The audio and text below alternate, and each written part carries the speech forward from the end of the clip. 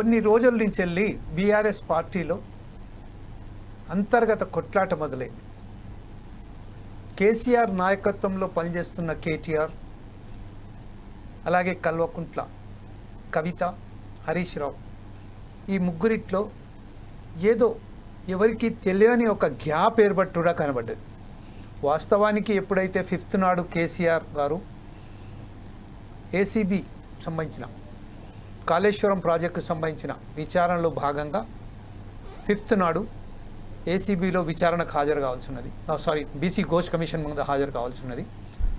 అలాగే 6th నాడు హరీష్ రావు గారు విచారణకు హాజరు కావాల్సి ఉన్నది. అలాగే ఈటెల రాజేందర్ గారు వారు కూడా రావాల్సి, అప్పుడు ఫైనాన్స్ మినిస్టర్ ఉన్న ఈటెల రాజేందర్ గారు. కానీ అదే క్రమంలో కల్వకుంట్ల కవిత గారు ఏదైతే యుఎస్ డెల్లాస్లో తెలంగాణ రజతోత్సవ సభలో పాల్గొన్నందుకు వెళ్ళిన, అలాగే తన కొడుకుకు పట్టభద్రులు చేసినందు విషయంలో అక్కడ ఆ వెకేషన్ను పాల్గొనడానికి వెళ్ళిన కల్వకుంట్ల కవిత అక్కడి నుంచి వెళ్ళి తన తండ్రి అయిన కల్వకుంట్ల చంద్రశేఖరరావు గారికి లెటర్ రాయడం. వాస్తవానికి ఒకవేళ చూస్తే కల్వకుంట్ల కవిత గారు కూడా టీఆర్ఎస్ఓ బీఆర్ఎస్ఓ దాంట్లో ఒక భాగం. ఆమె కూడా she have a good power in BRS party. ఎందుకు లెటర్ రాయవలసి వచ్చింది? అసలు ఆ లెటర్లో ఉన్న కథనం ఏంది? అది అంత పెద్ద గోప్యంగా ఉంచవలసిన అవసరం ఏమున్నది? అదే విషయాన్ని పోయి కేసీఆర్ దగ్గర కూర్చొని, తన తండ్రి అయినటువంటి కేసీఆర్ దగ్గర కూర్చొని మాట్లాడవచ్చు కదా. ఆ మాట్లాడకుండా లెటర్ రాసి మరి దానికి బహిర్గతం చేశారు. ఎవరో కుట్ర చేస్తున్నారు, నా మీద కుట్ర పన్ని నన్ను ఒక్కడిగా ఏకాకి చేయడానికే ప్రయత్నం చేస్తున్నారు. నేను జైల్లో ఉన్నప్పుడే బీఆర్ఎస్ పార్టీని బీజేపీలో విలీనం చేయడానికి ప్రయత్నం చేశారు. నా మీద ఎప్పుడైతే ఇంత పెద్ద కేసులు అయినప్పుడు మాట్లాడని, అంటే పరోక్షంగా కేటీఆర్ తన అన్న అయినటువంటి కేటీఆర్ గారి మీద పరోక్షంగా మాట్లాడుతూ అప్పుడు స్పందించని, ఈరోజు ఎప్పుడైతే కేసీఆర్కి నోటీసులు ఇచ్చారో వారికి సంబంధించిన స్పందించడం జరిగింది. ఎందుకు అలా ఒంటరి ఏకాకిగా చేస్తున్నారు, కావాలనే కుట్ర చేసి నన్ను పక్కన పెట్టే వాళ్ళకు దాని మీద వాళ్ళు ప్రయత్నం చేస్తున్నారు అని చెప్పడం జరగడంతో ఒక్కసారిగా ఏదైతే కల్వకుంట్ల ఇప్పుడు ప్రస్తుతం ఏదైతే కవిత గారికి ఏదైతే స్థానం ఉన్నదో తెలంగాణ జాగృతికి సంబంధించిన బ్రహ్మాండమైన వర్క్ చేశారు, దాంట్లో కాదనడానికి సందేహం లేదు. ఎంపీలో కావాలని నన్ను ఓడగొట్టారు, కొంతమంది కావాలనే నన్ను ఓడగొట్టారు అని చెప్పడంలో అంతరం ఏమిటో అదంతా తెలిసి రానుకుంటా తెలియకుండా తెలిసి రాకుంటూ ఉంటుంది. అదే విషయంలో ఈరోజు బీజేపీకి సంబంధించిన ఎవరైతే నిన్న మాట్లాడుతూ మనం డిబేట్ పెట్టామో అప్పుడు కూడా మనకు వచ్చిన ఎవరైతే ప్యానలిస్టులు ఉన్నారో బీఆర్ఎస్కు సంబంధించిన వారు కానివ్వండి, బీజేపీ వారికి సంబంధించిన కానివ్వండి, కాంగ్రెస్ వారికి చాలా కరాఖండిగా చెప్పేశారు. కవితకు సంబంధించిన మేము తీసుకోవాల్సిన అవసరం లేదని బీజేపీ కూడా చెప్పింది. అలాగే కాంగ్రెస్ అయితే మా దగ్గర దారిలే మూసిపోయాయని చెప్పారు. కానీ ఈరోజు ఎప్పుడైతే మళ్ళొకసారి ఈరోజు మాట్లాడుతూ ప్రెస్ మీట్లో ఇప్పుడు డైరెక్ట్ దాడికే దిగిలినట్టుగా అందరికీ ప్రతి ఒక్కరికి తెలుసు నా లెటర్ రాసిన దాన్ని లీక్ చేయడంలో ఎవరు భాగస్వామ్యం పంచుకున్నారు అని ఇదంతా చెప్పడం వల్ల ఈరోజు బీఆర్ఎస్ పార్టీ ఏదైతే ఇప్పుడు ప్రస్తుతం టోటల్గా బీఆర్ఎస్ పార్టీకి సంబంధించిన ఏదైతే బ్రహ్మాండమైన ప్రతిష్ట, ఒక మంచి ఇమేజ్ ఉన్నదో పబ్లిక్లో, రజతోత్సవ సభకు సంబంధించింది లక్షలాది మంది ఎక్కడైతే అక్కడికి వారికి ఆ సభలో హాజరయ్యారో ఆ సభ దాని తర్వాత ఇవన్నీ రగులుతున్న విషయాలను చూస్తే బీఆర్ఎస్ పార్టీలో పెద్ద ఎత్తునే దుమారం లేస్తున్నట్టుగానే కనిపిస్తుంది. హరీష్ రావు కేటీఆర్ పక్కన కేసీఆర్ పక్కన ఖచ్చితంగానే ఉన్నారు. కాకపోతే కవిత గారు కేసీఆర్ నాయకత్వంలోనే పనిచేస్తాను, కేసీఆర్ తప్ప వేరే వేరికి ఇచ్చినా నాయకత్వం ఇచ్చినా నేను సహించేది లేదు, నేను చెయ్యను అని ఒక చాలా క్లియర్ కట్గా మెసేజ్ ఇచ్చారు. ఈ నేపథ్యంలోనే ఈరోజు ఫోర్స్ ఐస్ టీవీ నిర్వహిస్తున్న ఈ కార్యక్రమే ఇట్లెందుకు చేసినవు బిడ్డ, తెలంగాణ భాషలో అయితే గిట్లెందుకు చేసినవే బిడ్డ అన్నట్టు మనం ఒకసారి వాస్తవానికి కవిత గారికి బలమున్నదా లేకపోతే బలహీనతనా బీఆర్ఎస్ పార్టీలో? బీఆర్ఎస్కు కవిత బలంగా మారబోతున్నదా బలహీనతగా మారబోతున్నదా? ఈ విషయంపై చర్చించడానికే ఈరోజు ఫోర్స్ ఐస్ టీవీ నిర్వహిస్తున్న ఈ బిగ్ కార్యక్రమమే బిగ్ డిబేట్ కార్యక్రమం. అందులో పాల్పంచుకున్నట్టుకు ప్రముఖ విశ్లేషకులైనటువంటి శేషు గారికి, అలాగే బీజేపీ నాయకులైనటువంటి జితేందర్ గారికి, పెద్దపల్లి జితేందర్ గారికి, అలాగే కాంగ్రెస్ నాయకులైనటువంటి భీమ్రావ్ నాయక్ గారికి, అలాగే బీఆర్ఎస్ నాయకులైనటువంటి మాదాసి రామ్మూర్తి గారికి ప్రత్యేకంగా 4 సైజ్ టీవీ ధన్యవాదాలు చెప్తుంది. ఈరోజు అలాగే మా స్టూడియోలో మనతోని పాల్పంచుకోవడానికి, విశ్లేషించడానికి 4 సైజ్ టీవీ చీఫ్ అడ్వైజర్ అయినటువంటి డాక్టర్ సుధాకర్ శర్మ గారికి ప్రస్తుతం ఏదైతే ఉన్నదో ఈ విషయంపై మీరు ఎలా విశ్లేషిస్తారు సుధాకర్ శర్మ గారు? Thank you Jameel ji. Please go ahead sir. ముఖ్యంగా ఈనాటి కార్యక్రమం చాలా ఆసక్తిని సంతరించుకున్నటువంటి అంశం. ఎందువల్ల అంటే ఒక ప్రధానమైనటువంటి పార్టీగా తెలంగాణ రాష్ట్ర ఆవిర్భావానికి కూడా ఒక మూల శక్తిగా ఉన్నటువంటి తెలంగాణ రాష్ట్ర సమితి, ప్రస్తుతం బీఆర్ఎస్ పార్టీ 2 సార్లు ప్రభుత్వాన్ని నడిపేటువంటి ఒక అవకాశం ప్రజలు ఇచ్చారు. మరి ఈ నేపథ్యంలో ఈ పార్టీ యొక్క దశ దిశ ఈ విధంగా మారటానికి ఉన్నటువంటి కారణాలేంటి? మరీ ముఖ్యంగా మనం చూసినట్లయితే కేసులు, అలాగే కొన్ని స్కామ్స్ సర్ఫేస్ కావటం, ఆ తర్వాత ముఖ్యంగా అంతర్గతంగా ఉన్నటువంటి వ్యక్తుల మధ్య వైవిధ్యం ఏర్పడటం అనేటువంటిది ఏ పార్టీ కూడా అది మంచి అంశం కాదు. ఎందువల్ల అంటే ఒక పార్టీ అంటే అనేక వ్యక్తుల సముదాయం, సమూహం కాబట్టి ముందు విశ్వాసం అనేటువంటిది ఏర్పడాలి. మరి ఆ విశ్వాసంలో ఎప్పుడైతే ఒక రకమైనటువంటి అపప్రద ఏర్పడుతుందో అది ఆ పార్టీకి ఎంతమాత్రం కూడా మంచిది కాదు. కాబట్టి ఈ నేపథ్యంలో పెద్దలైనటువంటి బీఆర్ఎస్ పార్టీలో ఎవరైతే పెద్దలు, ప్రముఖులు వారి అంశం పట్ల ఎటువంటి భావన కలిగి ఉన్నారు, ఇప్పుడు ఏర్పడినటువంటి ఈ వైవిధ్యాన్ని వారు ఏ విధంగా సరి చేసుకునేటువంటి ప్రయత్నం, సమన్వయం చేసేటువంటి ప్రయత్నం చేస్తున్నారనేటువంటి అంశం కూడా అందరూ ఆలోచిస్తున్నాం. ఎందువల్ల అంటే ఏ పార్టీ అయినా కూడా ప్రజాసేవకు అంకితమై ప్రజల యొక్క అభివృద్ధిని, ప్రగతి పథాన్ని కోరుకునేటువంటి పార్టీని ప్రతి ఒక్కరు కూడా స్వాగతిస్తారు. కాబట్టి ఆ పార్టీలో ఉన్నటువంటి అంతర్గత విభేదాలు సమసిపోయి తిరిగి ఒక చక్కటి వాతావరణం ఏర్పడాలని కోరుకుంటాం. మరి ఈ నేపథ్యంలో ఈ పార్టీలో ఉన్నటువంటి అంతర్గత విభేదాలకు కారణం పార్టీలో కీలకమైనటువంటి పాత్రను పోషిస్తున్న వ్యక్తుల లేక బయటి శక్తుల అనేటువంటి ఒక వార్త కూడా ఉంది. అటువంటి ఒక మాట కూడా మనం వింటూ ఉన్నటువంటి నేపథ్యంలో ఈరోజు మన డిస్టింగ్విష్డ్ ప్యానల్లో వివిధ పార్టీలకు సంబంధించినటువంటి ముఖ్యులు, అలాగే వక్తలు, ఎక్స్పీరియన్స్డ్ అనలిస్ట్ ఉండటం చాలా మంచి నేపథ్యంగా భావిస్తున్నాను. ఎందువల్ల అంటే వాళ్ళ నేపథ్యం, ఆలోచన విధానంతో మనకు స్పష్టత అనేటువంటిది ఏర్పడుతుందని నేను భావిస్తున్నాను.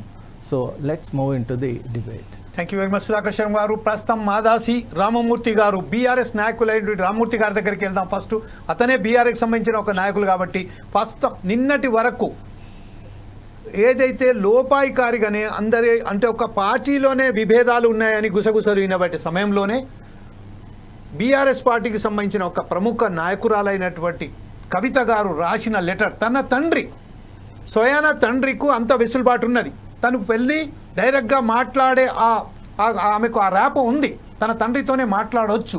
కానీ మాట్లాడకుండా అతను లెటర్ రాయడం, తర్వాత ఆ లెటర్ లీక్ అయింది, లీక్ అయిన వాళ్ళు ఎవరు లీక్ అయింది చేసినా ఎవరో బహిర్గతం చెయ్యాలి అని చెప్పడం, తర్వాత ఈరోజు డైరెక్ట్గా తన అన్నకు సంబంధించిన టార్గెట్ చేస్తూ పెట్టడం వల్ల కొంచెం ఇప్పుడు కొద్దిగా గొప్ప బీఆర్ఎస్ పార్టీ ప్రజలలో మంచి పేరు తీసుకొస్తున్న ఈ సమయంలోనే ఇలా ఒక్కసారిగా విభేదాలు బయటికి రావడంతో బీఆర్ఎస్ పార్టీకి సంబంధించిన ప్రజలలో ఏదైతే భావన ఉన్నదో మళ్ళీ ఒక్కసారి కింద స్థాయికి చేరిపోయింది. ఈ విషయంపై మీరేమంటారండి?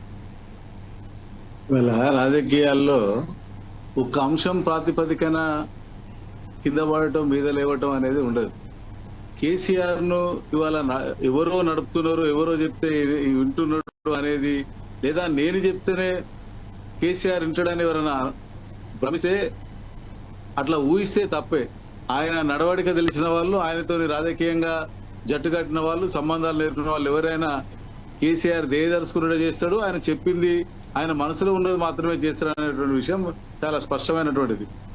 ఇంకా కవిత గారు ఉత్తరం రాస్తారనే దాని మీదనే ఇవాళ మీడియాలో అనేక రకాలుగా ఇవాళ ఇప్పుడు ఏ అంశము లేనట్టుగా ఇదే పెద్ద ప్రాధాన్యత కలిగిన అంశంగా మాట్లాడుతున్నారు. ఒక ఉత్తరం రాసే అవకాశం ఎవరికైనా ఉంటుంది, రాయవచ్చు, రాయకపోవచ్చు. ఆమె అంటున్నది ఎవరు బయట పెట్టాలన్నది దాని మీద అధిష్టానం చూసుకుంటుంది. దీనికి ఇతర పార్టీల వాళ్ళు మా పార్టీలకు వస్తారనో, లేకుంటే మా పార్టీకి ప్రతిపాదన ఇవాళ ఆంధ్రజ్యోతి మీదలో అనేక రకాలైనటువంటి వార్తలు వస్తున్నాయి. దాన్ని ఆమె ఇప్పటికప్పుడు ఖండిస్తూ ఉన్నది, లేదా పార్టీ శ్రేణులు దాని మీద మాట్లాడుతూ ఉన్నారు. అంతే. ఇప్పుడు ఈ గొడవ అనేది భిన్నాభిప్రాయాలు ఉండడం, అభిప్రాయ భేదాలు ఉండడం, అసంతృప్తి ఉండడము, ఇవన్నీ కూడా చాలా అత్యంత సహజమైన పరిణామాలు. ఇప్పుడు రేపటికి రేపు ఎన్నికలు జరిగేది లేదు, ఇవాళ ఈ రాష్ట్రంలో అధికార మార్పిడి జరిగేది లేదు. ఇప్పుడు గొడవలు ఏదైనా ప్రాధాన్యత విషయంలోనో లేకుంటే ఇంకేదైనా ఉంటే ఈమె రాసిన అని చెప్పింది. కేసీఆర్ గారిని నేరుగా అడిగితేనో లేకుంటే కేటీఆర్ నేరుగా అడిగితే విషయం బయటకు వస్తుంది. దీనికి తిప్పి రాజకీయ ప్రయోజనం కోసం ఆమె మందిని తెస్తా అన్నదాన్ని 6 మంది తెస్తే మంత్రి పదవి ఇస్తానని వాళ్ళు రాసుకుంటూ వచ్చిండ్రు. లేదు ఆమె కాంగ్రెస్ ప్రతిపాదన పెట్టిండ్రు, మేము ఆమెను చేర్చుకోమని ఫస్ట్ బట్ట కాల్చి మీదేసి నువ్వే దాన్ని తుడుచుకోమనే రీతిలో మాట్లాడుతూ ఉన్నారు. కాబట్టి ఇవన్నీ ఇది ఏదో ఒక సంచలనం కోసమో లేకుంటే వాళ్ళ ప్రతిష్టను ఇవాళ పెరుగుతున్నటువంటి బీఆర్ఎస్ కొంత ప్రజల్లో సానుకూల వైఖరి వస్తున్నది అనేది నిర్వివాదాంశం. ఇవాళ ప్రభుత్వం పైన వ్యతిరేకత వస్తున్నది అన్న దాంట్లో ఎలాంటి భిన్నాభిప్రాయం లేదు. మరోవైపు ఇవాళ బీజేపీ ప్రభుత్వం కేంద్రంలో అనుసరిస్తున్నటువంటి విధానాలు, వాటి మీద కూడా వస్తున్నటువంటి వ్యతిరేకత, ఇవన్నిటి మీద ఒక ఫోకస్ చేయడానికి, దృష్టి మళ్లించడానికి మాత్రమే ఈ అంశాన్ని ఎత్తుకున్నట్టుగా కనబడుతున్నది తప్ప నిజానికి లోపల జరిగేది లేదు. దాంతో ఈ వ్యవహారంతో పెద్దగా వచ్చేటువంటి మార్పులు కూడా ఏమైనా మేము భావిస్తా ఉన్నాం. ఇదే విషయంపై ఒకసారి జితేందర్ గారి దగ్గర వెళ్దాం. జితేందర్ గారు ప్రస్తుతం ఏదైతే చెప్తున్నారో బట్ట కాల్చి మీద ఇచ్చే విధంగానే ఈరోజు బీజేపీ పార్టీ కానీ కాంగ్రెస్ పార్టీ చేస్తున్నారని చెప్తున్నారు. కావాలని రెచ్చగొడుతున్నారు, పార్టీకి సంబంధించిన అంతర్గత విషయం అని చెప్తున్నారు. కానీ ఒక విషయం మర్చిపోతున్నారు, ఏంటంటే పార్టీ అనేది కేవలం అప్పుడే మీరు రాజకీయంలోకి వచ్చారు కాబట్టి you are nothing but a public persons, everything you have to answerable to the public. ఇదే విషయంలో ఇప్పుడు జితేందర్ గారు ఒక విషయం మనం ఒకసారి చాలా క్లియర్గా చేసినట్టయితే, లిక్కర్ స్కామ్లోనే బీఆర్ఎస్ పార్టీకి ఉన్న ఒక బ్రహ్మాండమైన పట్టు ఏదైతే ఉండేనో, ఒక మంచి పేరు కూడా ఉండేనో బీఆర్ఎస్ పార్టీకి సంబంధించిన లిక్కర్ స్కామ్తోనే బయటపడి అటు మనీష్ సిసోడియా కానివ్వండి, కేజ్రీవాల్ కానివ్వండి, ఇప్పుడు కవిత గారు కానివ్వండి, ప్రతి ఒక్కరికి ఒక్కసారిగా రాజకీయంగానే మొత్తం పూర్తిగా భ్రష్టు పట్టేటట్టు, దెబ్బతీసేటట్టు విధంగా వచ్చింది. ఈ నేపథ్యంలో బీజేపీ పార్టీ కవితను తన పార్టీలో చేర్చుకోవడానికి సిద్ధంగా ఉన్నదా? దీని మీద మీరేమంటారండి? ప్యానలిస్టులకు మరియు జమీల్ గారికి అందరికీ నమస్కారం. ఇవాళ ఒక కొత్త మన బిఆర్ఎస్ పార్టీ తన ఉనికిని చాటుకునేందుకు ఒక కొత్త డ్రామా లేవదీసిందని చెప్పి అనాలి. ఎందుకంటే వాళ్ళ ఉనికి కోల్పోతుంది, వాళ్ళ ఉనికిగా ఉండదు ముందటి లెక్క. ఎందుకంటే పబ్లిక్ బిఆర్ఎస్ పార్టీని నమ్మేటట్టు లేదు. వాళ్ళు చేసే అరాచకాలు, ఇంతకుముందు చేసిన అరాచకాలు ఇట్లా అన్ని చూస్తే కూడా పబ్లిక్ ఇంకా మర్చిపోలే వాళ్ళ గురించి. కూడా వాళ్ళని వాళ్ళు చేసేటి ప్రోగ్రామ్స్ కానీ వాళ్ళు చేసేటి అన్ని కూడా ఎట్లున్నాయంటే వాళ్ళు పబ్లిక్ లకు వస్తలేరు, వాళ్ళ అప్రోచ్ కూడా పబ్లిక్ లకు వస్తలేరు అని చెప్పి కూడా వాళ్ళు భావించి ఒక కొత్త నాటకం తెరదీసిండ్రు. ఫస్ట్ ఏమో దాని నాటకం వాళ్ళు ఇచ్చుకుంటే బాగుంటుంది. నేను ఎప్పుడో ప్రిడిక్ట్ చేసిన, ఎప్పుడైతే కేటీఆర్ గారిని పార్టీ ప్రెసిడెంట్ చేసిందో ఈమె ఖచ్చితంగా అసంతృప్తితో ఖచ్చితంగా వేరే పార్టీ అయినా పెడుతుంది, లేకపోతే ఆంధ్రగానులకు ఏదో లొల్లిళ్ళు అయితే అని చెప్పి మేము అనుకున్నాం ఫస్టే. కానీ అందులోకి బీజేపీ లాగుడు అనేది పెద్దగా హాస్యాస్పదం. ఎందుకంటే బీజేపీకి సంబంధం ఏంది? ఇవాళ బీఆర్ఎస్ ని వ్యతిరేకించిన పార్టీ బీజేపీ పార్టీ. ఆ బీజేపీ కొట్లాడిన విధానం చూసి అక్కడ బీజేపీ అధిష్టానంతో కొన్ని అప్పుడు అధ్యక్షుల్ని చేంజ్ చేసినట్లా అటు ఇటు చేసినట్లా ఇవాళ మేము రాష్ట్రంలో మేము అధికారంలో వచ్చే జస్ట్ లా మిస్ అయిందని చెప్పి అది కాంగ్రెస్ తీసుకుపోయింది. ఎందుకంటే ఫస్ట్ నుంచి కూడా కొట్లాడింది ఓన్లీ బీజేపీ పార్టీ. ఇక్కడ కాంగ్రెస్ ఎక్కడ కూడా ఇది తప్పని చెప్పి ఎక్కడ మాట్లాడలే. వాళ్ళకి ఏదో బీజేపీలా కొంచెం జరిగిన ఏదైతే నాయకత్వంలో అది ఉన్నదో దాని తగ్గట్టు కాంగ్రెస్ లబ్ధి పొందింది. కానీ కాంగ్రెస్ కి అసలు చేసింది ఏందని చెప్పి కూడా వాళ్ళు బీఆర్ఎస్ టైంలో, బీఆర్ఎస్ గవర్నమెంట్ పాలించే టైంలో కాంగ్రెస్ చేసింది శూన్యం. వాళ్ళు చేసింది ఏం లేదు. అప్పుడు చేసినప్పుడు బీజేపీ ఫుల్ ప్లేజ్ లా ఫ్రంట్ లా కొట్లాడి ఇవాళ ప్రజలందరూ కూడా వాళ్ళు ఏం చేస్తున్నారు అనేది కూడా మొత్తం బీజేపీ పార్టీ బయట పెట్టింది. తర్వాత ఇవాళ కవిత గురించి వస్తే, కవిత గారు వారు అసలు ఏం మాట్లాడుతుందో వాళ్ళకే అర్థమైతలేదు. షర్మిల గారు పార్టీ పెట్టేటప్పుడు వాళ్ళ అన్నని వాళ్ళు సేమ్ అక్కడ కూడా ఆ అన్న వదినతో పడక ఆమె పేచి పెట్టుకొని పార్టీ పెట్టుకోవడం జరిగింది. కానీ అదే విధంగా ఇక్కడ కూడా ఇక్కడ అన్న వదిన కేటీఆర్ వాళ్ళ మిసెస్ తోని వాళ్ళతో లొల్లయి ఇవాళ మళ్ళీ ఈ పార్టీ పెడుతుంది. కానీ వాళ్ళ వ్యక్తిగత సమస్యల గురించి వాళ్ళ వ్యక్తిగతంగా వాళ్ళు ఏది ఫోకస్ చేయాలి, ప్రజల గురించి మాట్లాడే అవసరం వాళ్ళకి అసలు ఎక్కడ కనిపిస్తలేదు. వాళ్ళ ఏదున్నా కూడా వాళ్ళ పోర్ట్ఫోలియో చూపించుకునేందుకు నేను పెద్ద అని చెప్పి చూపించుకునేందుకు తప్పించి కూడా ఇంకా వేరేది ఏం లేదు. ఇప్పుడు బీఆర్ఎస్ పరిస్థితి ఎట్లయిపోయిందంటే బీఆర్ఎస్ పార్టీలో అందులో ఒక ఎలక్షన్ లేదు, ఏం లేదు.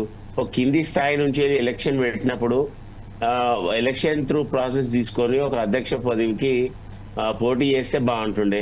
మీరు అట్లాంటి ఎలక్షన్ పెట్టకుండా ఏది లేకుండా మీరు అడాక్ కమిటీ వేసి ఇవాళ అడాక్ కమిటీ త్రూ మీరు కేటీఆర్ గారిని తీసుకున్నాక అడాక్ కమిటీల ప్రెసిడెంట్ చేసినాక దానికి మళ్ళా పెద్ద ఎత్తున ఇది అంతా ఎందుకు అవుతుంది అనేది వాళ్ళే ఒక సినిమా, ఒక సస్పెన్స్ సినిమా క్రియేట్ చేసినట్టు చేస్తుంది. కానీ ఇది సస్పెన్స్ సినిమా కాదు, ఇది పెద్ద దాని కామెడీ సినిమా అయిపోయింది. ఇది ఏంటంటే ఆ కామెడీ సీన్ లా నేను చిన్నప్పుడు సినిమా చూసిన రాజేంద్ర ప్రసాద్ ఏదన్నా కూడా మన జంబాలెక్కడి అలీబాబా అరజన్ దొంగలు అందులో అలీబాబా అరజన్ దొంగల్లా వీళ్ళు కాదు వాళ్ళు కాదు, మా అల్లుని పెద్ద దొంగతనం చేసిన పెద్ద బ్యాక్గ్రౌండ్ ఉన్న వాళ్ళనే మేము అందరినీ పార్టిసిపేట్ చేస్తామన్నట్టు వాళ్ళ అల్లుని ఇస్తామని చెప్పి అట్లా మాట్లాడే విధంగానే సేమ్ బీఆర్ఎస్ కూడా అదే విధంగా పోతున్నది. మనం ఒకసారి భీమరావు నాయక్ గారు భీమరావు నాయక్ గారు చాలా ఆతృతంగా ఉన్నారు తన గురించి మాట్లాడడానికి, తన పార్టీ వైఖరి కూడా స్పష్టం చేయడానికి. ప్రస్తుతం ఒకసారి భీమరావు నాయక్ గారు కవిత గారు చాలా క్లియర్ గా చెప్పారు, కాంగ్రెస్ పార్టీ ఒక మునుగుతున్న నౌక, అందులో ఎందుకు పోతానండి, పెడితేనంటే ఖచ్చితంగా నేను ఒక పార్టీ పెడతాను కానీ అన్నట్టుగా మాట్లాడారు. అంటే పార్టీ నాయకత్వం కేసీఆర్లో చేతిలో ఉన్నంత వరకు ఖచ్చితంగా దాన్ని పట్టుకొనే ఉంటాను, మా అంతర్గత విభేదాలలో ఎవరు కూడా జోక్యం చేయడానికి అవసరం లేదని చాలా ఖచ్చితంగా బీఆర్ఎస్ పార్టీ నాయకులైనటువంటి మనకు సంబంధించిన ఇప్పుడు రామ్మూర్తి గారు చెప్పారు. ఈ విషయంలో కాంగ్రెస్ పార్టీ అనూహ్యంగా ఒక్కసారిగా రావాలనే రెచ్చగొడుతుంది. కాంగ్రెస్ వైఫల్యాలను తప్పిపుచ్చడానికే ఈరోజు ఈ విషయంపై తెర మీదకి తీసుకొచ్చింది చెప్తున్నారు. ఒక కాంగ్రెస్ మునుగుతున్న నౌక అని చెప్పారు. ఈ విషయంపై మీరేమంటారండి? సార్, ఒక్క విషయం ఈ ప్యానల్ ఉన్న సభ్యులందరూ, ఎందుకంటే ఇప్పుడు తెలంగాణ ప్రజలు మొత్తం చూస్తా ఉన్నారు, కాంగ్రెస్ పార్టీ మునుగుతున్న నౌక అని చెప్పడం వర్డ్స్ అనేది అది విడ్రా చేసుకోవాలి. ఎందుకంటే అధికారంలో ఉన్నది కాంగ్రెస్ పార్టీ. రాహుల్ గాంధీ గారి జోడో యాత్ర చూసిన తర్వాత దేశం మొత్తంలో కాంగ్రెస్ పార్టీ ఎలా పుంజుకోబోతున్న విషయం అందరికి తెలుసు. ఇక్కడ విషయం ఏమిటంటే ఇప్పుడు మామూలుగా మనం అనుకుంటే మంటలంది పొగ రాదనే విషయము వాళ్ళ అంతర్గతంగా ఫ్యామిలీలో వచ్చినట్టు కొట్లాట విషయం. అది ఆ విషయాన్ని ఎందుకు తెర మీద తీసుకొచ్చారంటే ఇప్పుడు కాళేశ్వరంలో కానీ ఇంకా వేరే స్కామ్లలో వాళ్ళ కుటుంబం మొత్తం అందరి భాగస్వామ్యం ఉన్నది. ఆ భాగస్వామ్యం పంచుకోవడంలో కేటీఆర్ కొంత, తర్వాత కవిత, హరీష్ రావు వీళ్ళందరూ కొంత పార్ట్నర్షిప్ గా ఉన్నది. అందులో పంచుకోవడంలో నీకెంత నాకెంత గొడవ వచ్చేసి ప్రజలను ఈ విషయాన్ని పక్కదారి పట్టించడం కోసమే ఈ డ్రామా వాళ్ళు లేపి ఇలా ప్రజల మీద ఉన్నటువంటి ఇప్పుడు కేసీఆర్ కోర్టుకు హాజరవ్వాల్సిన పరిస్థితి ఉన్నది విచారణకు. సో ఈ విషయాన్ని వాళ్ళు డైవర్ట్ చేస్తా ఉన్నారు. కాంగ్రెస్ పార్టీలో ఆమె వస్తుందా రాదా అనేది ఆమె ఇష్టం. కాంగ్రెస్ పార్టీ ఆమె తీసుకొని లిక్కర్ స్కామ్ లో ఉన్నాడు అవినీతి పట్ల బీజేపీ వాళ్ళు ఏం చేస్తారంటే ఒక విషయం కూడా చెప్పాలి. ఇక్కడ ఎవరి మీద ఎక్కువ కేసులు ఉంటాయి, ఎవరు ఎక్కువ స్కామ్లు చేస్తారో వాళ్ళు దాంట్లో అయిపోయిన తర్వాత వాళ్ళ శుద్ధ పురుషులు అయిపోతారు. అటువంటి కాంగ్రెస్ పార్టీ చేయదు. కాబట్టి అది ఏదైనా ఉంటే బీజేపీ వాళ్ళకి సాధ్యం. మేము దానికి ఏం అబ్జెక్షన్ చేయట్లేదు. కానీ కాంగ్రెస్ పార్టీ నౌక అని చెప్పడం అనేది తప్పు అని చెప్తా ఉన్నాము. ఇంకోటి, ఇప్పుడు ఏదైతే వాళ్ళు మెయిన్ గా లెటరు కవిత లెటరు కేసీఆర్ కు రాసిందా లేకపోతే వాళ్ళ పార్టీ ఉన్న కార్యకర్తలకు రాసిందా వాళ్ళ బహిర్గతం చేసుకున్న విషయం మా కాంగ్రెస్ లకు అంత అవసరం ఏమున్నది? ఆ విషయం పైన కూడా అందరు గ్రహించాల. కవిత అనేది ఆ స్కామ్ల నుంచి నాకు సంబంధం లేదు, నేను సొంతంగా పార్టీ పెడుతున్న విషయాన్ని వాళ్ళు పంచుకున్న భాగస్వామ్యంలో రావడం కోసమే చేస్తున్న డ్రామాని భావించాలని చెప్పి తెలియజేస్తా ఉన్నాను. రైట్, ఇదే విషయంపై ఒకసారి శేషు గారి దగ్గరికి వెళ్దాం. శేషు గారు, ప్రశ్న ఏదైతే ఉన్నదో కాళేశ్వరానికి సంబంధించింది కానీ ఒక ఈ కార్పొరేట్ సంబంధించి కానీ అనేక విషయాలలో ఇంకా కోర్టులో విచారణ జరుగుతూనే ఉన్నది. ఆ విషయం విచారణలో తేలాల్సి ఉన్నది. కాకపోతే అది లిక్కర్ స్కామ్కి సంబంధించింది. కవిత గారు ఖచ్చితంగా జైలుకి వెళ్ళి వచ్చారు, బెయిల్ మీద బయటకు వచ్చారు. నేను జైల్లో ఉన్నప్పుడు నా మీద ఏదైతే వాళ్ళు స్పందించలేదు అని చాలా కరాఖండిగా చెప్పడం జరిగింది. ఈ విషయంపై ప్రతి ఒక్కరూ తనదైన శైలిలో మాట్లాడుతున్నారు. మాకొద్దని చెప్తున్నారు. కవితకు అంత గట్స్ లేవు, స్వయంగా పార్టీ పెట్టి ఆమె నిలబెట్టుకోలేదు. ఎందుకంటే కేవలం ఒక పార్టీ సభ్యురాలిగా తెలంగాణ జాగృతి సంబంధించింది కొన్ని కార్యక్రమాలు చేపించింది, అది కూడా అందరికీ తెలిసిన విషయమే. ఈ విషయంపై ఇప్పుడు ప్రస్తుతం బీజేపీ కూడా చేయిదులుపుంటుంది, అలాగే కాంగ్రెస్ కూడా ఈ విషయాన్ని తన నెత్తి మీద వేయడానికి సిద్ధంగా లేదు. ఈ విషయంపై మీరేమంటారండి? జమీల్ గారు, మీకు ప్యానెల్లో ఉన్న మిత్రులకు నమస్కారం. కవిత రాసినటువంటి లేఖ లీక్ కావటము, లీక్ అయినటువంటి సందర్భంలో అమెరికా నుండి వచ్చినటువంటి కల్వకుంట్ల కవిత శంషాబాద్ విమానాశ్రయంలో చేసినటువంటి వ్యాఖ్యలు, కేసీఆర్ దేవుడే కానీ కేసీఆర్ చుట్టూ దెయ్యాలు ఉన్నాయని వ్యాఖ్య చేశారు. రెండోది, ఈ లేఖలు రాయటం శరామాములే, అంతకుముందు కూడా రాశాను, కానీ ఈసారి లేఖ రాయటము లీక్ అవటంలో కుట్ర ఉంది, ఆ కుట్రదారులు ఎవరు అనేటటువంటి ఒక కీలకమైనటువంటి వ్యాఖ్యలు చేశారు. దాని తర్వాత పార్టీ వివాదానికి ముగింపు పలకాలనుకుంది. కాబట్టి కేసీఆర్ ఒక స్పష్టమైనటువంటి డైరెక్షన్ కూడా కేసీఆర్ కలిసినప్పుడు ఇచ్చారు, కేటీఆర్ కలిసినప్పుడు ఇచ్చారు. దీనిపైన ఎవరూ మాట్లాడొద్దు, దీనిపైన స్పందించొద్దు అనేటటువంటి ఒక స్పష్టమైనటువంటి ఆదేశాలు ఇచ్చారు. కానీ పార్టీ వివాదాన్ని ముగింపు పలకాలని అనుకుంటే కవిత ఈ వివాదాన్ని కొనసాగించాలని కోరుకుంటున్నారు, లైవ్ లో ఉంచాలనే కోరుకుంటున్నారు. కాబట్టి ఈ రోజు చాలా కీలకమైనటువంటి వ్యాఖ్యలు కవిత నుండి వచ్చాయి అనేటటువంటి మాట వార్తా కథనాలుగా మీడియాలో వస్తున్నాయి. ఈ రోజు ఇంకా దానికి పరాకాష్ట అన్నట్టు, అంటే ఇప్పటి వరకు జరుగుతున్నటువంటి ఊహాగానాలు, ఇప్పటి వరకు జరుగుతున్నటువంటి పరిణామాలకి ఇది ఒక పరాకాష్ఠగా మారిందనే విషయాన్ని మనం గమనించాలి. ఎందుకంటే బీఆర్ఎస్ పార్టీలో కవిత వ్యాఖ్యానించినట్టు కోవర్టులు ఎవరు, కుట్రదారులు ఎవరు, దెయ్యాలు ఎవరో ఇవాళ బయటపెట్టేసింది.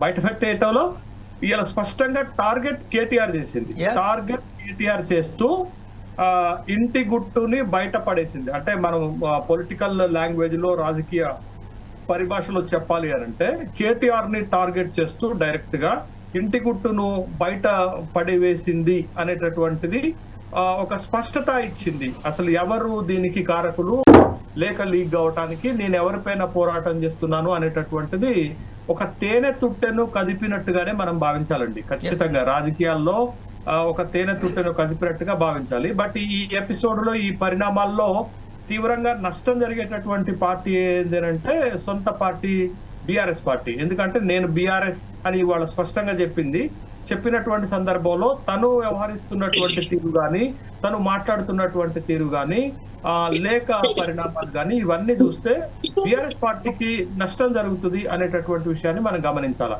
దాంతో పాటు ఒక అన్నా చెల్లెళ్ల మధ్య భేదాభిప్రాయాలు, వ్యత్యాసాలు వచ్చినట్టుగా చాలా స్పష్టంగా కనపడుతుంది. ఇప్పటి వరకు మనం కోర్టులు ఎవరు, కుట్రదారులు ఎవరు, దెయ్యాలు ఎవరు అనేటటువంటి ఒక కన్ఫ్యూజన్ లో ఉంటే, ఆ కన్ఫ్యూజన్ కి ఒక క్లారిఫికేషన్ ఇచ్చినట్టుగా మనకి కనపడుతుంది.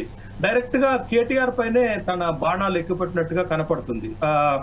గతంలో ఒక అన్న వదిలిన బాణము ఎట్లా బూమరాంగ్ అయిందో, బట్ ఈ చెల్లి డైరెక్ట్ గా ఆ అన్న పైన బాణాలు వేస్తున్నట్టుగానే మనకి కనపడుతుంది.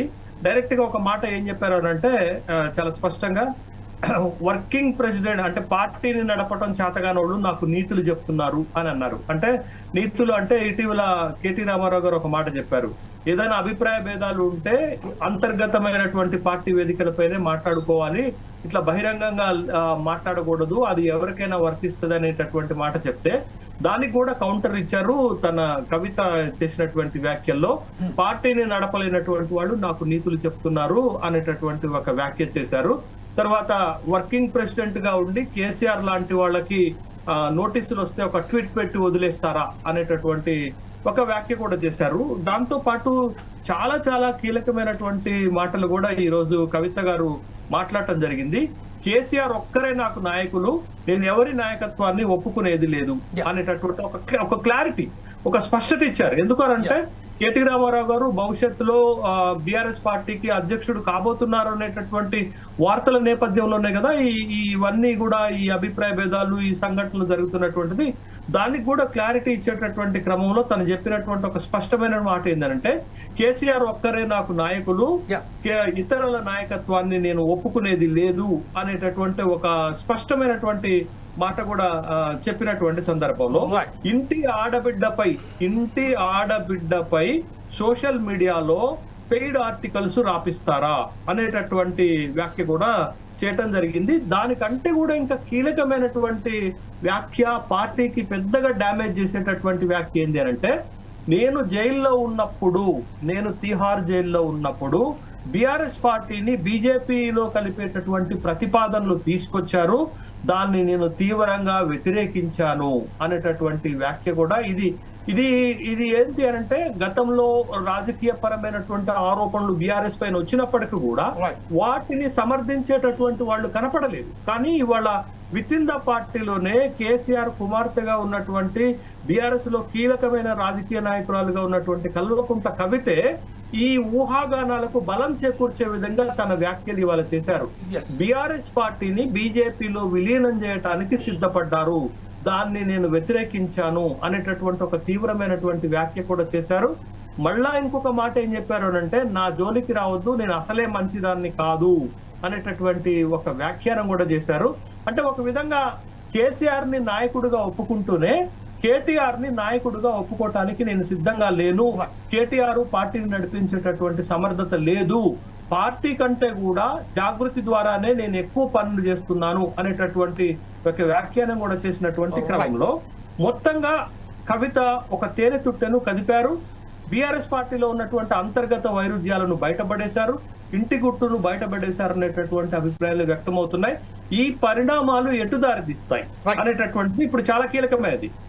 ఇప్పుడు కవిత మాట్లాడిన ఇంత తీవ్రమైనటువంటి వ్యాఖ్యల పట్ల బీఆర్ఎస్ ఎలా స్పందిస్తుంది, కేసీఆర్ ఎలా స్పందిస్తారు, కేటీఆర్ ముఖ్యంగా ఇది centre of attraction targeted by the KTR కాబట్టి కేటీఆర్ ఎట్లా స్పందించబోతున్నారు కవిత చేసినటువంటి వ్యాఖ్యల పైన అనేది భవిష్యత్తులో పెద్ద చర్చనీయాంశంగా మారేటటువంటి అవకాశం ఉంది.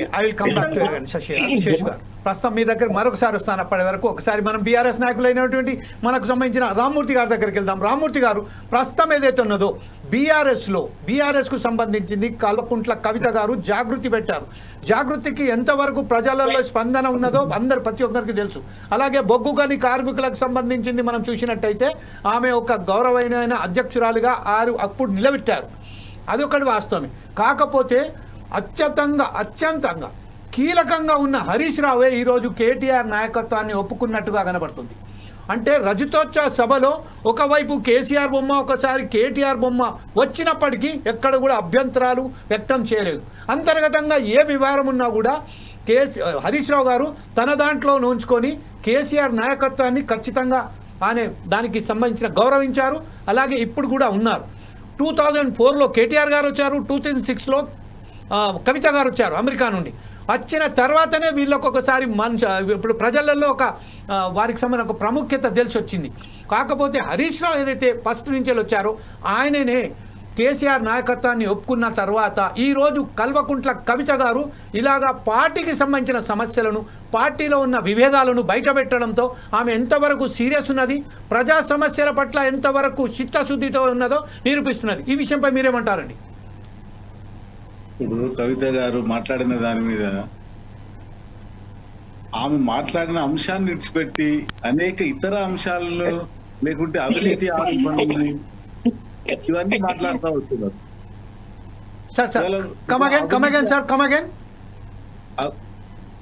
హలో, చెప్పండి సార్, చెప్పండి, మరొకసారి చెప్పండి. అవినీతి ఇప్పుడు ఈ అంశాన్ని పక్కన పెట్టి ఇవాళ అవినీతి ఆరోపణలు, ఆమె లిక్కర్ స్కామ్ లో ఉన్నది. ఇప్పుడు నేషనల్ హెరాల్డ్ కేసులో నోటీసులు వచ్చి ఉన్నాయి సోనియా గాంధీ గారికి, రాహుల్ గాంధీ గారికి. ఇవాళ అంత మాత్రం చేత వాళ్ళు నిందితులే చేసిందని అందామా? నిప్పు లేదే పొగరాదు, ఇది లేదే అది లేదు. ఇలా రాజకీయ లబ్ధి కోసం మనము ఒక డిబేట్ లో ఉన్నప్పుడు మాట్లాడటం, ఎదుటి వ్యక్తిని ఏడికంటే ఆడికి మాట్లాడటం అనేది సరైనది కాదు. ఇవాళ దేశవ్యాప్తంగా అన్ని పార్టీలల్లో ఏం జరుగుతున్నది? ఇవాళ ఇప్పుడు రేవంత్ రెడ్డి గారు మొదటి నుంచి కాంగ్రెస్ లో ఉన్నాడా? ఆయన ఎట్లా ముఖ్యమంత్రి అయిన వచ్చింది? ఆయన పనితీరు, అక్కడ ఉన్నటువంటి వ్యవహారము, ఆనాడు ఉన్నటువంటి భౌతిక పరిస్థితుల ఆధారంగానే నాయకత్వం అనేది నిర్ణయించబడుతుంది. ఇవాళ కేసీఆర్ ఉండగానే కేసీఆర్ ఎవరు పార్టీ నడుపుతారు, ఎవరు అధ్యక్షులు, అందరూ కేసీఆర్ నాయకత్వాన్ని బలపరుస్తా ఉన్నారు, ఆయన నాయకత్వాన్ని పనిచేస్తా ఉన్నారు. కేటీఆర్ గాని, కవిత గారు గాని, ఇంకా ఎవరైనా గాని. ఇంకా చర్చ ఎందుకు? ఆయన ఇస్తే, ఈయన అయితే, అది పోతే అని ఊహాగానానికి రకరకాల మైండ్ సెట్ అది ప్రజల్ని గందరగోళపరుస్తున్నది రాజకీయ పార్టీలు తప్ప ప్రజలేం గందరగోళం చెందట్లే. వాళ్ళ వెరీ క్లారిటీ ఉన్నది. ఇవాళ ప్రాంతీయ పార్టీలు ఎట్లా నడుస్తాయనేది ఈ రాజకీయాలు చూడట్లేదా మనం? Boss is always right. ఆయన తీసుకున్న నిర్ణయమే ఫైనల్. ఆయన కవితను, కేటీఆర్ ను, మిగతా వాళ్ళు ఎవరినో అందరినీ అడిగి ఒక కంక్లూజన్కి వస్తారా? మనకు రాజకీయాలు ఉన్న వాళ్ళందరికీ తెలుసు ఏ రకమైనటువంటి నిర్ణయాన్ని ఏ రకంగా తీసుకుంటారు అనేది. ఇలా బీజేపీలో విలీనం చేస్తారని అంటారు. బీజేపీ బీఆర్ఎస్ ఒకటని కాంగ్రెస్ వాళ్ళు అంటారు, కాంగ్రెస్ బీఆర్ఎస్ ఒకటని బీజేపీ అంటది. నిజానికి మేము వాళ్ళు వీళ్ళు ఒక్కటే అని మాట్లాడినప్పుడు అంటే బలవంతులం ఏమన్నట్ట వాళ్ళన్నట్ట, ఎవరికి భయపడుతున్నట్టు. కాబట్టి ఊరికేనే ఒక కన్ఫ్యూజన్ క్రియేట్ చేయడానికి, ఇష్యూస్ డైవర్ట్ చేయడానికి మనం మాట్లాడుకోవడం వల్ల ఏం ప్రయోజనం ఉన్నది? ఇదంతా కూడా ఒక అసంతృప్తి కనుక ఉంటే ఉన్నదేమో, దాన్ని మనం ఏం చెప్పలేము.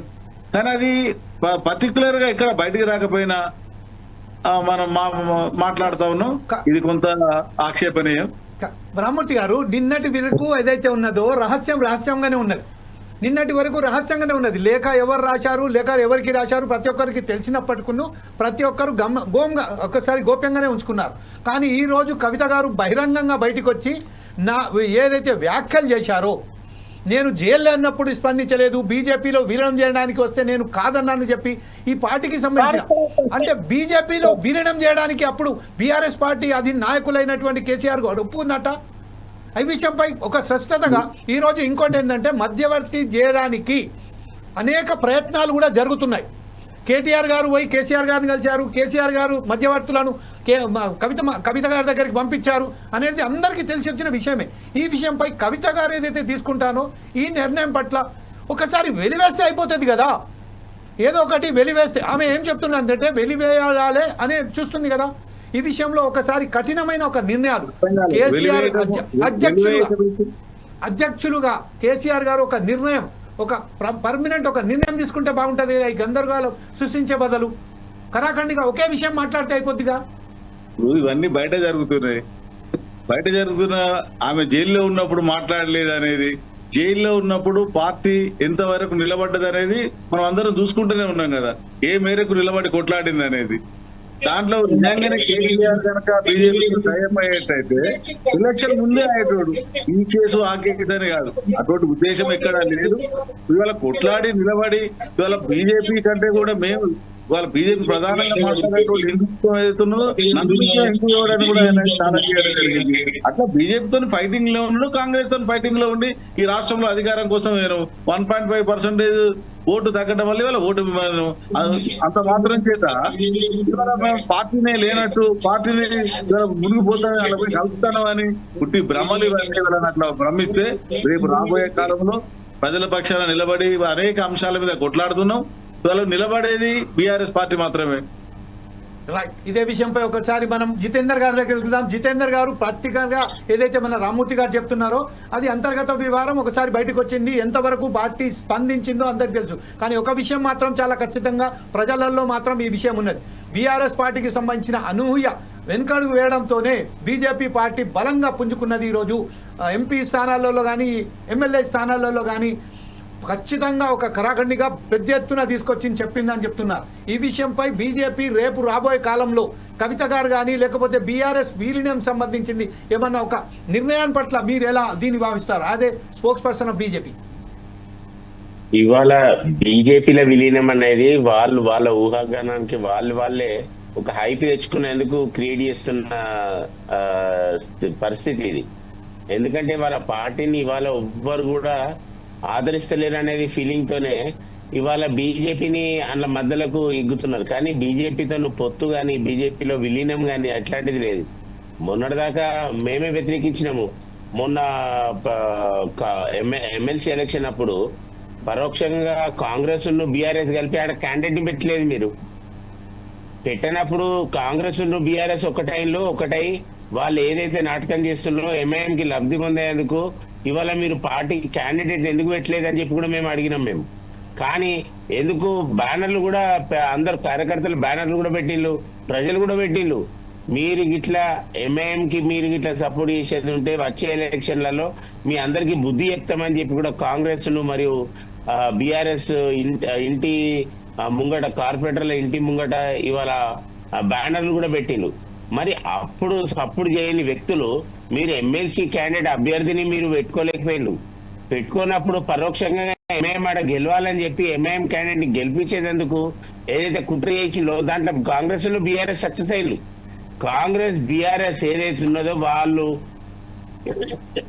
వాళ్ళు ఆడుతున్న నాటకంలోనే ఇదొక ఫస్ట్ ఇదొకటి వచ్చింది. ఇప్పుడు ఇప్పుడు ఇదే విధంగా వీళ్ళు బలపరుచుకుంటా రేపటి రోజుల మేము మా పార్టీది ఎక్కడ లేకుండా పోతుందనే ఫీలింగ్ తోని వాళ్ళ బీజేపీకి మద్దతుకి బీజేపీలో విలీనమని చెప్పి కూడా కవిత గారు మాట్లాడుతున్నారు.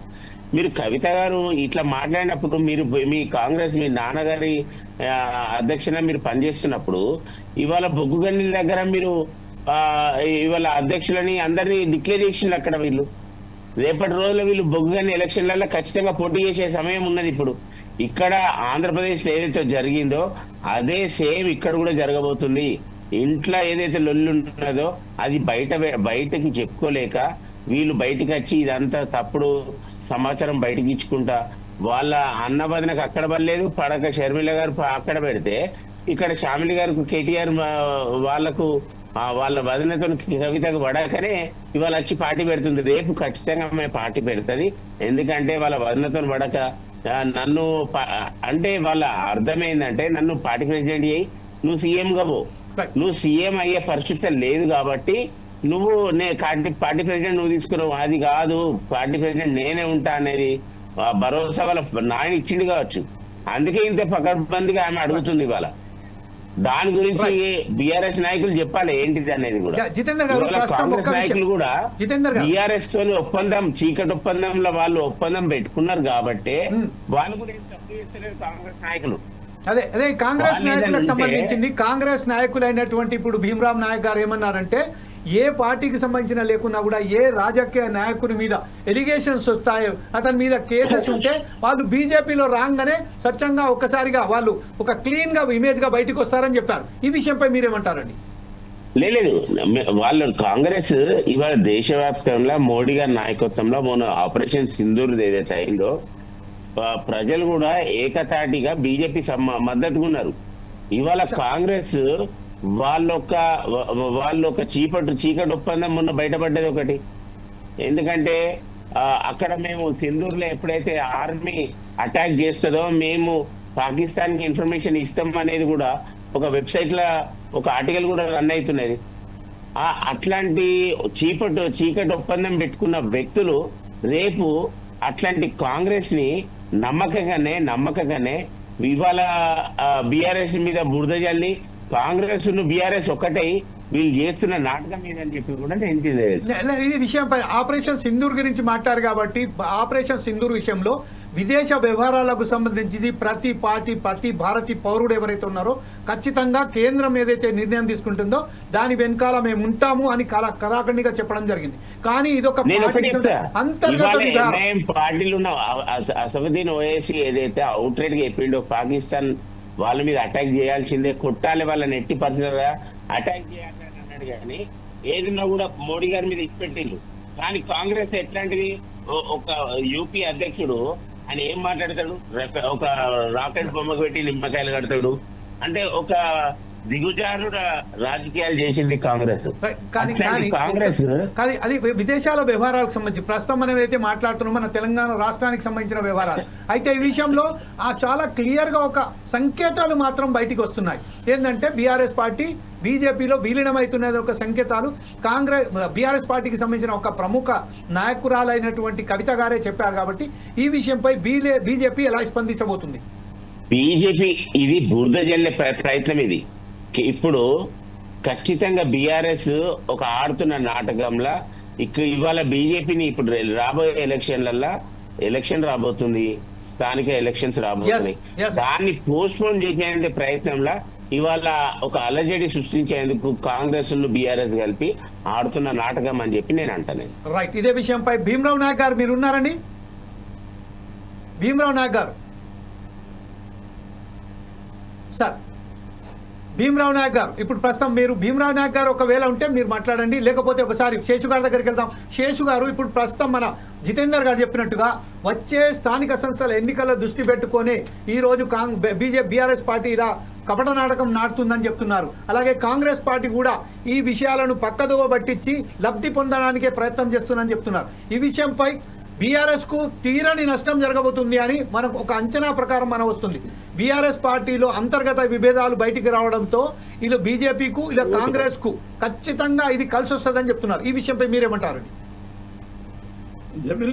జమీల్ గారు, ఇప్పుడు కవిత ఎందుకు పార్టీలో ఇంత హడావుడి చేస్తుంది అనేటటువంటి ప్రశ్నలే, లేఖలు, లేక లీక్ అవ్వటము, లేఖపైన స్పందించటము, తర్వాత అన్నపైన ఘాటుగా స్పందించటము, పార్టీలో జరుగుతున్నటువంటి వ్యవహారాలని బయటపెట్టి ఓపెన్ గా మాట్లాడటము ఎందుకు చేస్తుంది అనేటటువంటి ప్రశ్నలకి సమాధానాలు ఏంటి అని అంటే, మీకు లిక్కర్ కేసులో అరెస్ట్ అయ్యి తిహార్ జైల్లో ఉండి బయటకు వచ్చిన తర్వాత పార్టీలో కవిత ప్రాధాన్యత తగ్గింది అనేది ఒక అంశం ఒకటి. తనకు కూడా ఆ అసంతృప్తి తనకు కూడా ఉంది అనేది ఒకటి.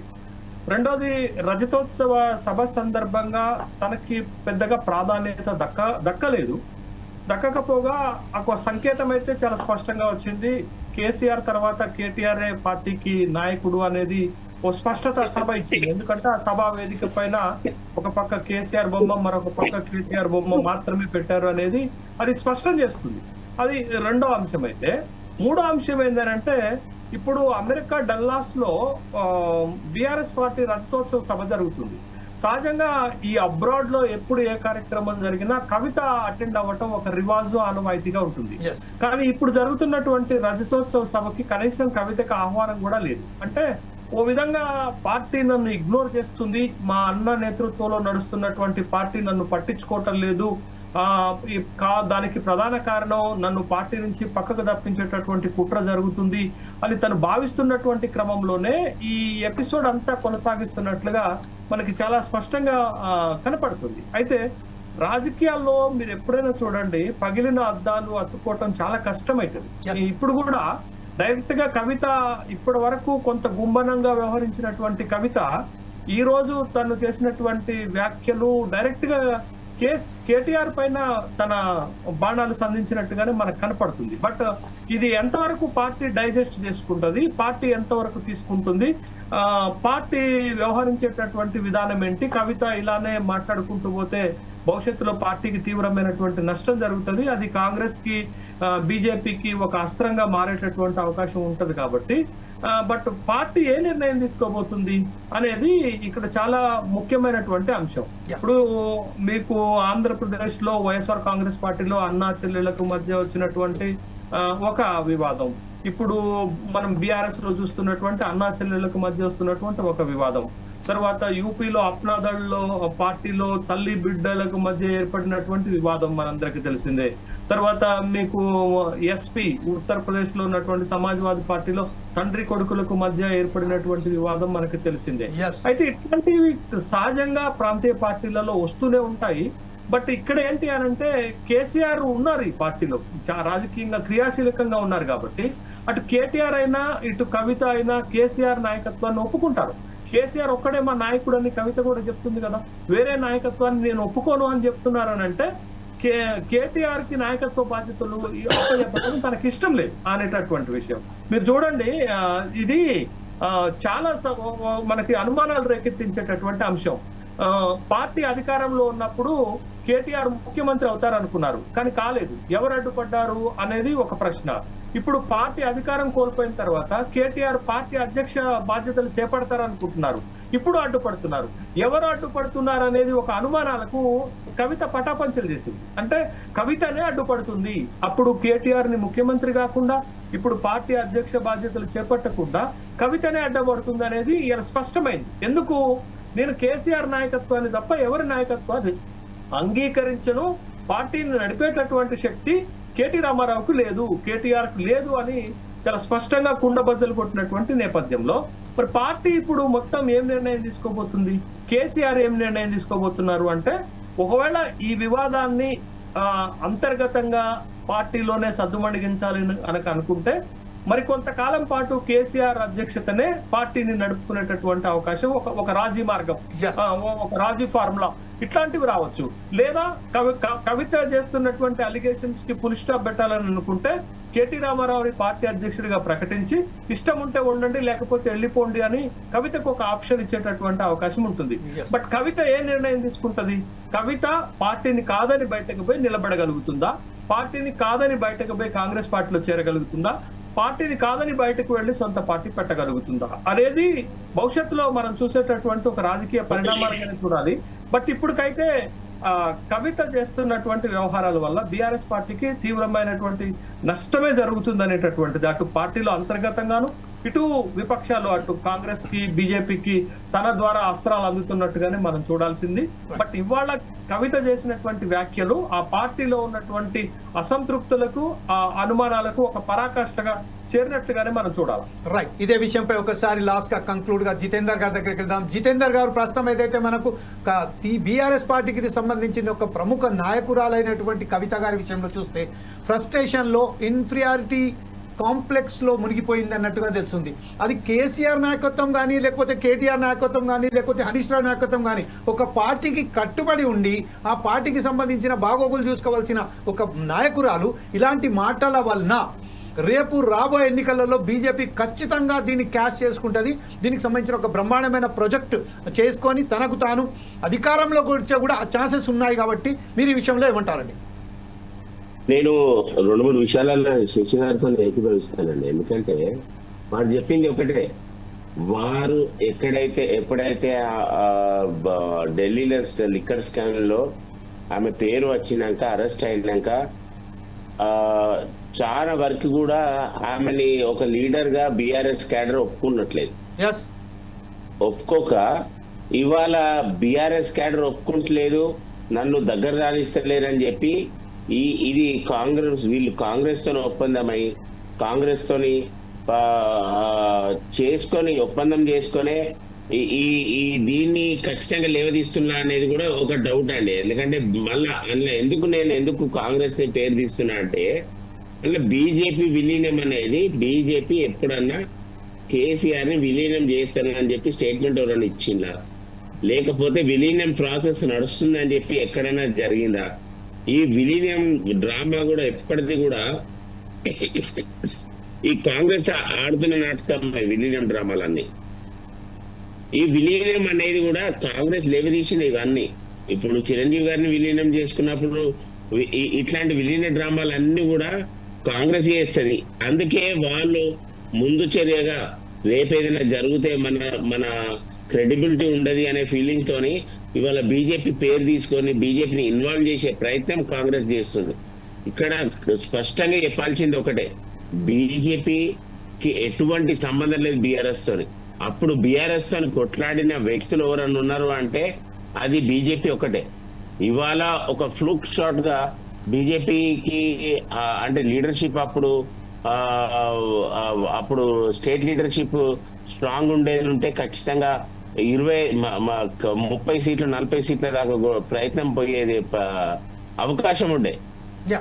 కానీ ఇవాళ ఒక 8కి జరిగింది అన్నప్పుడు అప్పుడు స్టేట్ లో అప్పుడు జరిగిన లీడర్షిప్ ఎఫిషియన్సీ అంటే అప్పుడు అధ్యక్షుల్ని జరపట్లా ఏదైతే జరిగిందో అది చాలా వరకు ఎఫెక్ట్ అయిందని చెప్పి కూడా బీజేపీకి ఎఫెక్ట్ అయిందని కూడా చెప్తున్నాం. కానీ అప్పటి నుంచి కూడా బీఆర్ఎస్ మీద ఫైట్ చేసింది, బీఆర్ఎస్ గవర్నమెంట్ అప్పుడున్న గవర్నమెంట్ మీద ఫైట్ చేసింది బీజేపీ ఒకటే. ఇప్పుడు ఎక్కడైతే ఇదంతా కూడా కాంగ్రెస్ కి భయమే ఉన్నది. నెక్స్ట్ వచ్చేది బీజేపీ పార్టీ, నెక్స్ట్ ఇక్కడ ఒక గవర్నమెంట్ ఫామ్ చేసేది కూడా బీజేపీ. ఇట్లాంటి తరుణంలో బీజేపీని ఎట్లయినా కూడా ఇబ్బంది పెట్టాలని చెప్పి వీళ్ళు బీఆర్ఎస్ ఒకటని చెప్పి కూడా వాళ్ళు చేసే ప్రాపగండా కరెక్ట్ కాదు అని చెప్పి కూడా నేను చెప్పదలుచుకున్నాను. రైట్, ఇదే విషయంపై ఒకసారి కంక్లూడ్ గా మనం శేషు గారి దగ్గరికి వెళ్దాం. డాక్టర్ శేషు గారు, ప్రస్తుతం ఏదైతే ఉన్నదో ఒక ఇన్ఫీరియారిటీ కాంప్లెక్స్, ఒక ఫ్రస్ట్రేషనే కల్వకుంట్ల కవిత గారిని ఇట్లా నెట్టేస్తుందని చెప్తున్నారు. కాకపోతే ఏంటంటే దీని ద్వారా కాంగ్రెస్ కూడా దీనికి సంబంధించిన తన నెత్తి మీద వేసుకోవడానికి సిద్ధంగా లేదు.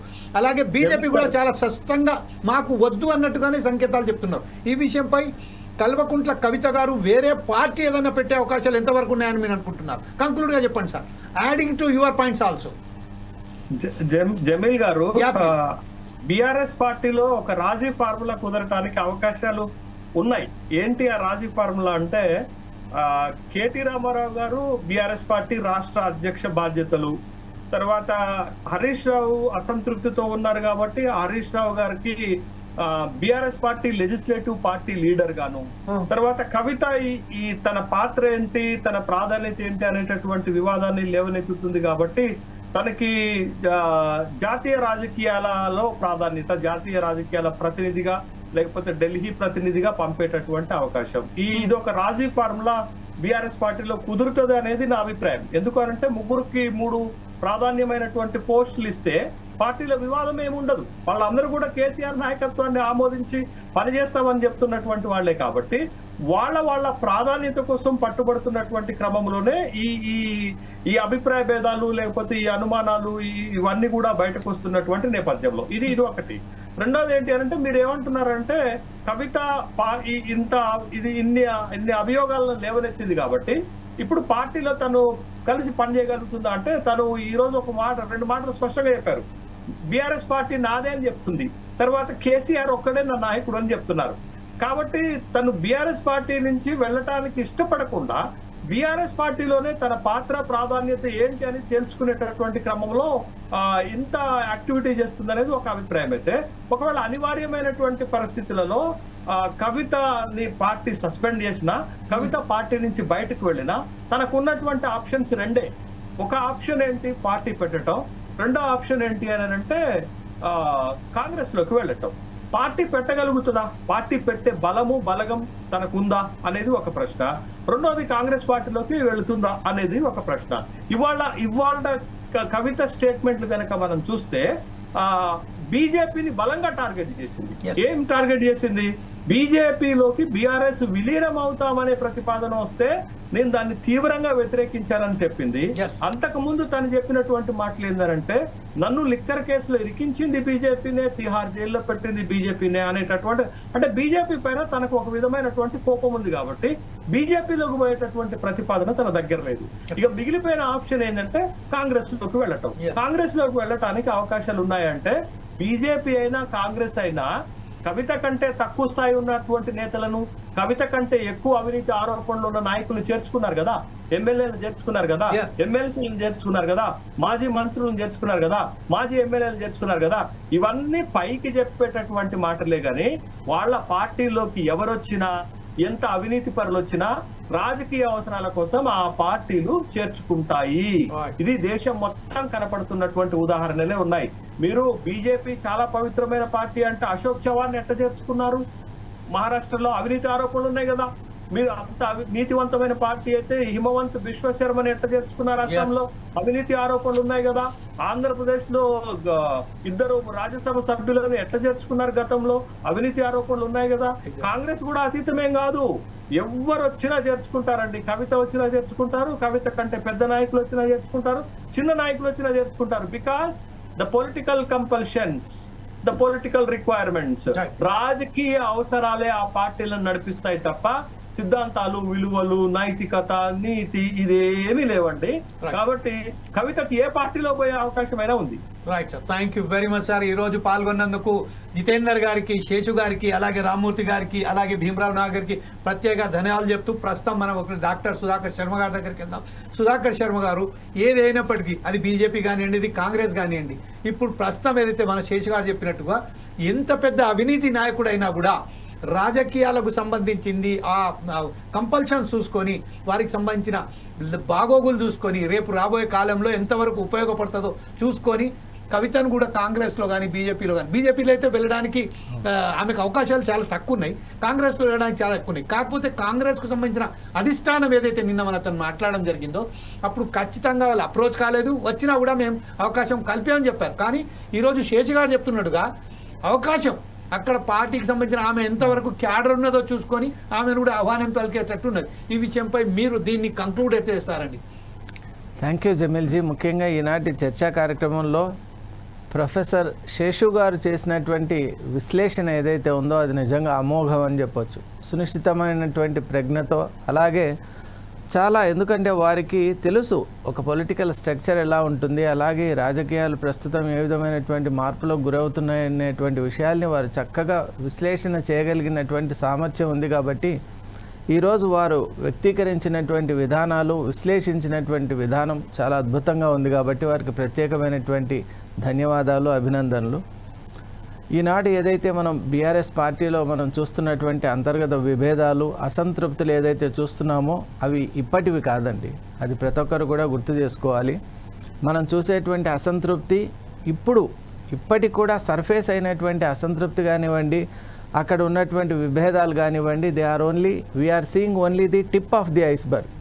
నిజంగా అక్కడ వెనక ఉన్నటువంటి స్ట్రక్చర్ చాలా పెద్దగా ఉన్నటువంటి నేపథ్యంలో మూలాలకు వెళ్ళి కనుక వాటిని చూడగలిగితే, స్పృశించగలిగితే, ముఖ్య నేతలు ఎవరైతే ఉంటారో బీఆర్ఎస్ పార్టీ వాళ్ళు అలా చేయగలిగితే నిజంగా ఆ పార్టీని ఇప్పటికైనా కూడా కాపాడుకోగలిగినటువంటి ఒక నేపథ్యం ఉంది.